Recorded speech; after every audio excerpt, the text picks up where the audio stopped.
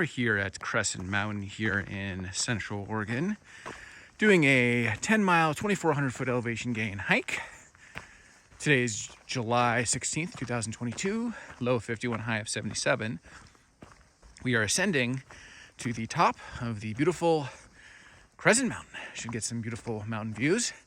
Also be walking on a hillside, mountainside, full of beautiful wild flowers. So let's get going. This is gonna be fun. So, we're climbing a mountain today. Pretty much gonna be uphill the entire way. Started this at about 6:30 a.m. Actually woke up a little after 4. Did some stuff this morning, about an hour and a half drive. So, getting here at 6:30. Sunrise was about 5:30, so we're about an hour into sunrise. 2 cars in the parking lot. Today's a Saturday, July 16th. Wanted to get here nice and early though for temperature management. This is one of those 2/3, 1/3 hikes, a lot of people call them. Obviously the elevation gain is the challenge for this one. With the 10 miles is pretty moderate, maybe the high end of moderate, but the 2,400 foot elevation gain is the tough part. So 2/3, 1/3 hike means that the first half is about 2/3 the time, and the second half, that's because you're going up, it takes longer, and the second half when you're going down takes about 1/3 of the time. So sometimes your time management can be misleading. It might take a long time to get to the top, especially if you're going up 2,400 feet. Maybe you take breaks, maybe you don't, but you don't just times that by 2 as far as the length of the hike, because when you're coming down, it's all downhill and you can go to a much faster clip, less brakes, and a faster rate of speed. Hence the concept 2/3, 1/3 hike. So the hard part of this hike is going up. Kind of funny because you start this hike descending into Willamette National Forest, this beautiful growth forest. That means on the way back you get a nice little ascension at the very end back to the trailhead. You get to ascend back to the trailhead, but that's okay.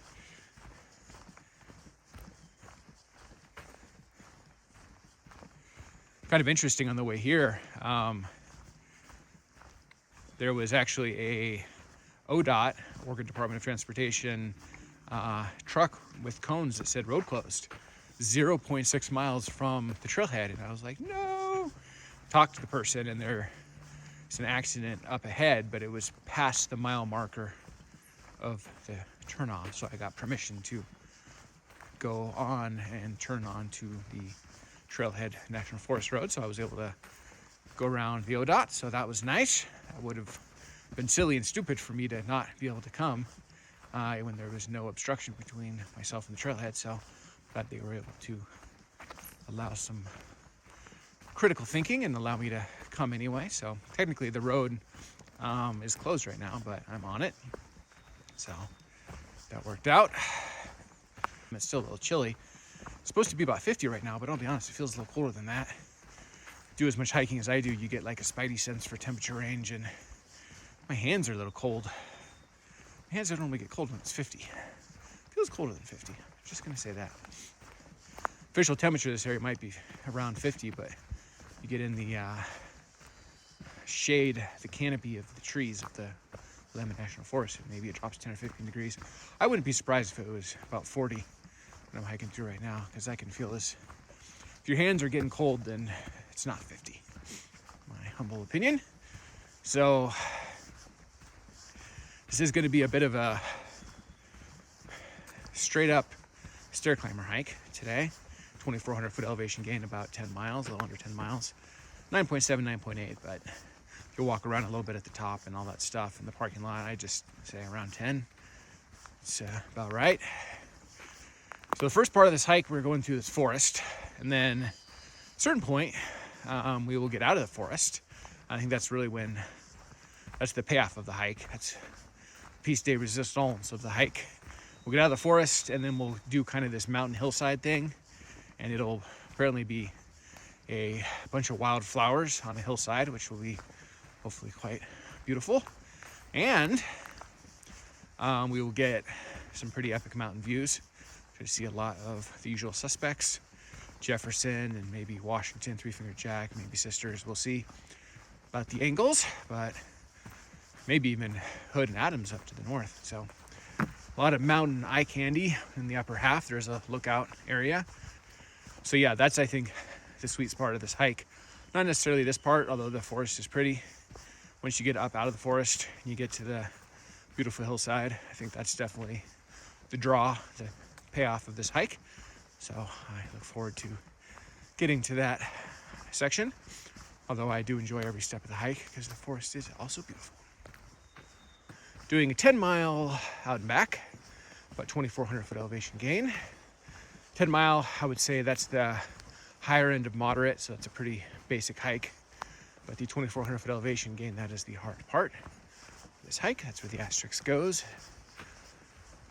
2,400 is not crazy hard. I did 3,400 last month doing the Black Butte from the historic lower Trailhead. And recently did Tilly Jane, that was also pretty steep. So 2,400 isn't anything crazy. My personal scale of elevation gain is 0 to 1,000 is easy, 1,000 to 2,000 is moderate, 2,000 to 3,000 is hard, 3,000 plus is very hard. So I would put 2,400 in the hard section. It's a general guideline. You also have to factor in the length of the hike.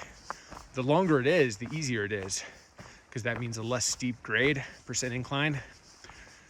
The ones that really suck, and I've done a lot of them, is when you're going like 2,025, 3,000, 3,500 foot in just a few miles, because then it's just straight up. You feel like a mountain goat.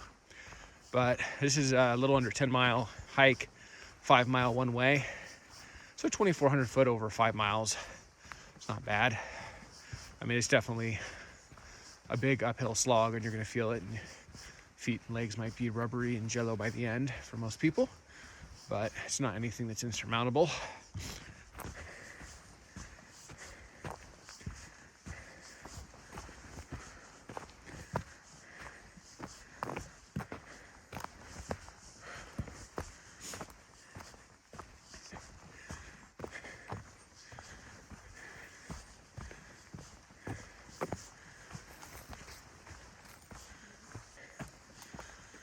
Once you get up to the hillside, mountainside section, the wildflowers, it's pretty darn exposed. So I wanted to come here early, avoid all that. As far as the heat, you don't want to be doing that at the peak heat. It's supposed to be a high of 77 today. If I rolled in at noon or 1, was going up the hillside, hottest part of the day, it would be mid 70s, and that is enough that you'll feel that if you're going up 2,400 feet. So did the responsible thing and woke up at 4 in the morning, and now I get to do the entire hike when it's colder. As I said, right now it's probably in the 40s in this shady section of Willamette National Forest, and which is the whole uphill when it's in the 40s and 50s. A lot better. May not appreciate it, but doing an uphill in the 40s and 50s is a totally different experience. Doing the exact same uphill in the 70s, or God forbid 80s or 90s.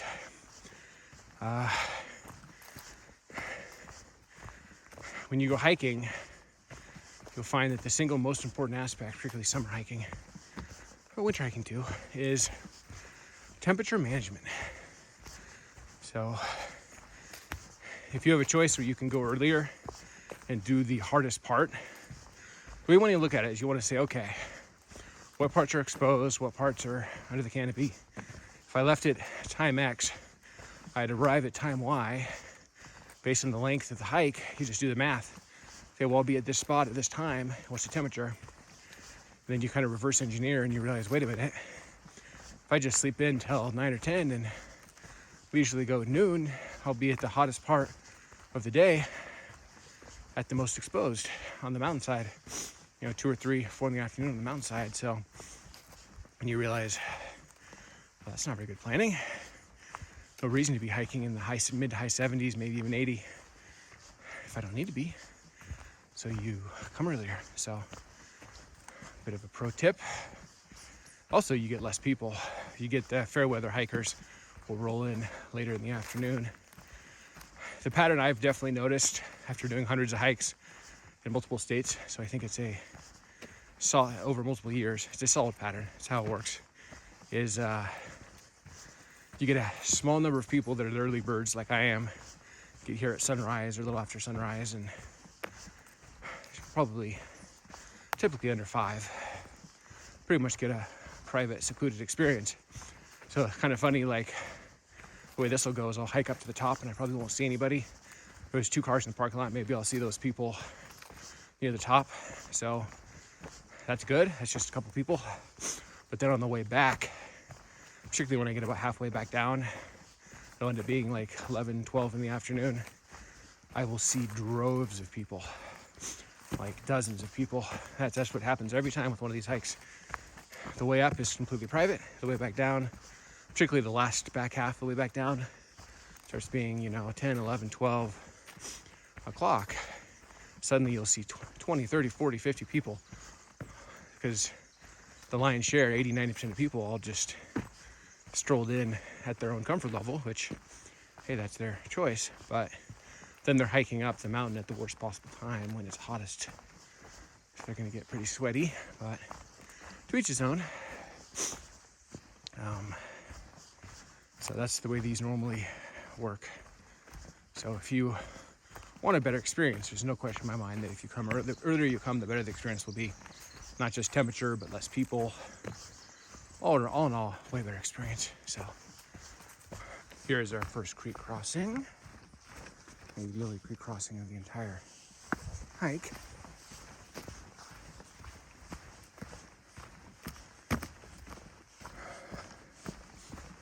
Not a very wet hike, which is a good thing. That's what we want.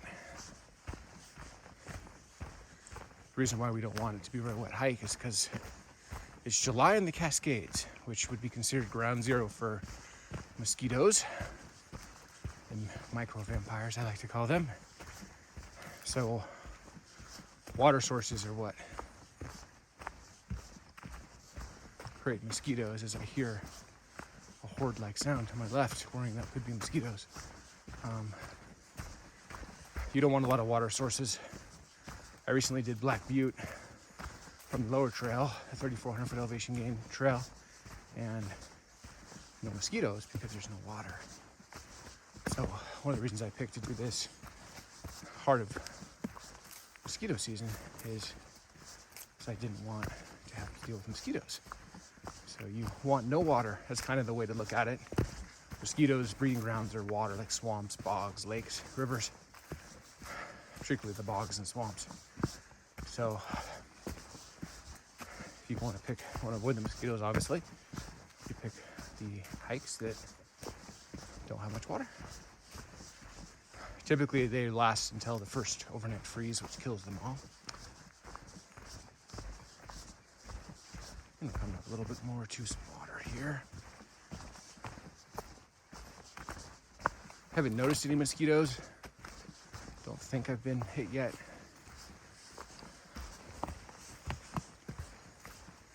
I'm thinking this is not really going to be an issue. Ooh, this is actually the first proper creek crossing. Look at that. Very beautiful. Very beautiful indeed.